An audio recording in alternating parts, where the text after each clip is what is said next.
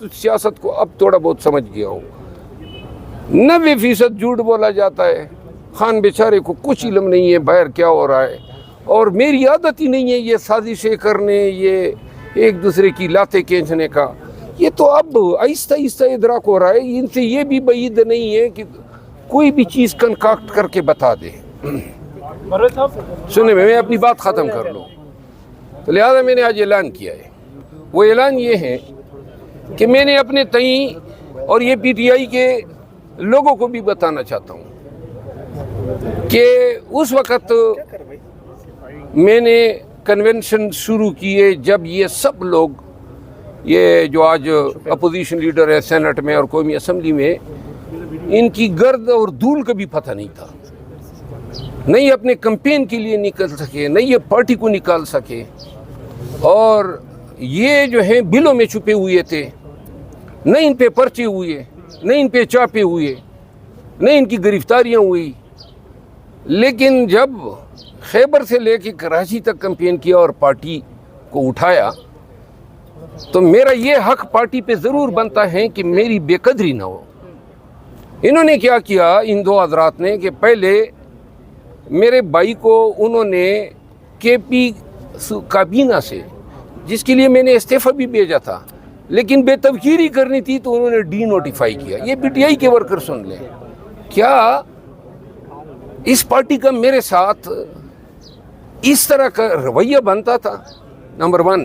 Number 2, یہ 2 مہینے سے خان پبلک اکاؤنٹ کمیٹی کا مجھے علم نہیں تھا. عمیر نیازی صاحب نے مجھے فون کیا کہ بیرسٹر گور صاحب اور ہم میں گئے تھے, اور خان نے اپوزیشن کے لیڈر کے لیے عمر ایوب صاحب کا اور پیک کے لیے آپ کا نام دیا. یہ تو اس وقت کی بات ہے جب عمر ایوب صاحب کی نامینیشن اور میری ایک دن ہوئی تھی. ذرا پلیز خاموش ہو جائیں. اس کے بعد 3 دفعہ سازشیں کرائی گئی اور خان 3 دفعہ کنفرم کرتا گیا, اور خان نے جتنا میرا ساتھ دینا تھا دیا. لیکن اب میں مزید اس معاملے پہ مجھے ان کا ساتھ درکار ہی نہیں ہے. میں خود ہی اعلان کر رہا ہوں. اور ایک چیز ہے کہ بے توقیری قطعاً قبول نہیں ہے, کسی کو اجازت نہیں ہے. اور اس پارٹی میں اور یہ تمام جو جدوجہد کی ہیں, یہ جو تکالیف اٹھائی ہے, عزت کے لیے اٹھائی ہے. اور خان کے تو فیل یہی ایک مقام ملا کہ جدھر جاتا ہوں ہزاروں لوگ نکل آتے ہیں احتجاجوں کے لیے. میں احتجاج اپنی ذات کے لیے نہیں کرا رہا ہوں, پی ٹی آئی کے لیے کرواتا ہوں, اور ہر شہر میں لوگ نکلتے ہیں. میرے حوالے سے جو ہی 8 فروری کے بعد یہ لوگ باہر آئے, انہوں نے میرے خلاف سوشل میڈیا کا استعمال کیا, میرے خلاف یک کے بعد دیگرے. جب کچھ نہیں ملا, وہ قادیانی والا قصہ میں نے سنایا ہوا ہے کہ کچھ نہیں ملا تو جناب یہ کہ جی یہ کامیاب کس طرح ہے. تو کامیاب ابھی جو ہے, میں نے قصور میں جلسہ کیا تو وہاں تو مریم نواز کی حکومت ہے. میں نے تلگنگ میں جلسہ کیا, وہاں مریم نواز کی حکومت ہے. میں نے کراچی میں ریلی کی, وہاں پیپل پارٹی کی حکومت ہے. تو وجہ اس کی یہ ہے کہ جب کسی کام کا تہیہ کر لیتے ہیں تو گرفتاری ہو, مار داڑ ہو, کچھ بھی ہو, پورا کر کے دم لیتا ہوں. اس طرح نہیں ہوتا ہے کہ 5 سپاہی کھڑے ہو جائے اور پھر کہتے ہیں کہ جناب احتجاج ختم. ایک جگہ پہ کوئی بتا دے. پورے پاکستان میں پھرا ہوں, تمام احتجاج کیے ہیں اور اختتام تک پہنچائے ہیں. کبھی پولیس کے آگے, یہ ریاستی اداروں کے آگے ہتھیار نہیں ڈالے. یہ میرا وتیرہ ہی نہیں ہے, اور یہ سب کچھ عزت اور تکریم کے لیے کیے. تو لہٰذا میں نے فیصلہ کیا ہے کہ چونکہ, اور خان نے ایک وقت میں احتجاج کی ذمہ داری مجھے سونپی, پاکستان بھر میں احتجاج کرنا تھا, میں بڑا خوش تھا. اور رمضان میں نے یہ بیان دیا تھا کہ عید کے بعد ہم مکمل جو ہے, عید کے بعد ہم مکمل احتجاج کے لیے نکلیں گے. پارٹی کا فیصلہ تھا. تو عید گزر گئی.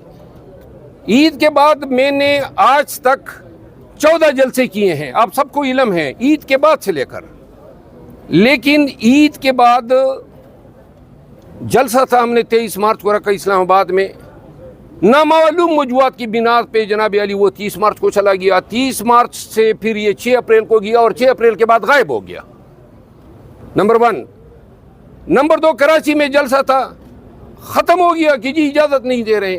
اور بھائی ہم نے کبھی اجازت مانگی؟ ہم تو ہمیشہ منہ اٹھا کے چلے جاتے تھے، آگے سے پرچہ ہو جاتا تھا تو ہونے دیتے کہ جی اجازت نہیں دی ہے۔ احتجاج اس طرح ہوتے ہیں کہ وہ آپ کو اجازت دیں گے اور محمل پہ تشریف لائیں گے، وہ تو آپ نے بھاگنا ہے، لاٹھیاں کھانی ہیں، لوگوں کو اٹھانا ہے۔ فیصل آباد میں جلسہ رکھا گیا، 2 دفعہ پوسٹ پون ہوا، لاہور میں جلسہ رکھا گیا، اجازت نہیں ملی، گجرات میں جلسہ رکھا گیا، وہ بھائی اجازت کے پیچھے پھر ہو گئے، پھر تو یہ احتجاج ہونے سے رہا۔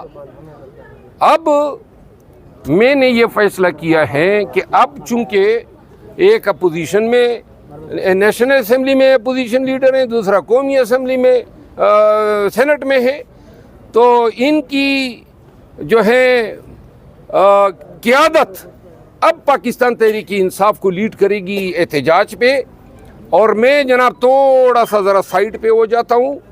میں ان کو موقع دیتا ہوں کہ جناب نکلیں اور نکالیں پی ٹی آئی کو پاکستان بھر میں۔ خان صرف ایک چیز کی طرف راہ تک رہا ہے اور وہ ہے احتجاج، اور یہ واحد کام ہے جو ہم نہیں کر رہے ہیں۔ احتجاج، ریلیز اور مزاحمت، یہ صرف یہ کام نہیں کر رہے ہیں، باقی لیگ پولنگ کر رہے ہیں، اپنی سازشیں کر رہے ہیں، اپنا بیڑا غرق کر رہے ہیں۔ تو لہذا اب جب تک خان صاحب مجھے احتجاج کی مکمل اختیار اور آزادی نہیں دیں گے، میں پیچھے رہوں گا۔ اور یہ جو 2 حضرات ہیں جن کو اب اور ہمیں توقع ہے، مجھے بھی توقع ہے ان سے کہ ماشاءاللہ اللہ تعالیٰ نے ان کو بڑی جرت اور دلیری سے نوازا ہے۔ نام لیں گے آپ؟ یہی دونوں جو شبلی فراز صاحب اور عمر ایوب صاحب، آپ مطلب یہ کیوں تسلسل جو ہے چھوڑ رہی ہے؟ تو لہذا اعتراض آ گیا کہ آپ مروت صاحب کی کوریج کیوں کر رہے ہیں؟ مروت صاحب یہ بتا دیں کس نے اعتراض کیا؟ ابھی اندر سے آواز آئی ہے کہ آپ مروت صاحب کی کوریج کیوں کر رہے ہیں؟ اگر کر رہے ہیں تو پھر آپ کو اندر نہیں آنے دیا جائے گا واپس۔ یہ کون کا کہہ رہا ہے؟ یہ ابھی ایک آواز آئی ہے۔ ہوگا کوئی الو کا پٹا۔ مروت صاحب آپ کیا کرنے جا رہے ہیں؟ کیا پارٹی کے اندر پارٹی بنائیں گے یا اس پارٹی کے اندر رہ کر کسی پارٹی کے اور کبھی کیا سازش اور دروغگوئی اور جھوٹ کے علاوہ کچھ نہیں ہوتا تھا۔ اور یہ جب بھی حضرات جاتے تھے، عمر ایوب صاحب اور شبلی فراز صاحب، تو یہ انہوں نے اپنا فریضہ بنایا ہوا تھا۔ تو میں نے پھر آج آ کے اعلان کیا کہ مجھے تو یہ سعودی سفیر کا بھی پتہ نہیں تھا کہ انہوں نے کوئی پیغام دیا ہے، اور میں کیوں خان کے لیے اتنے پرابلم کریٹ کروں۔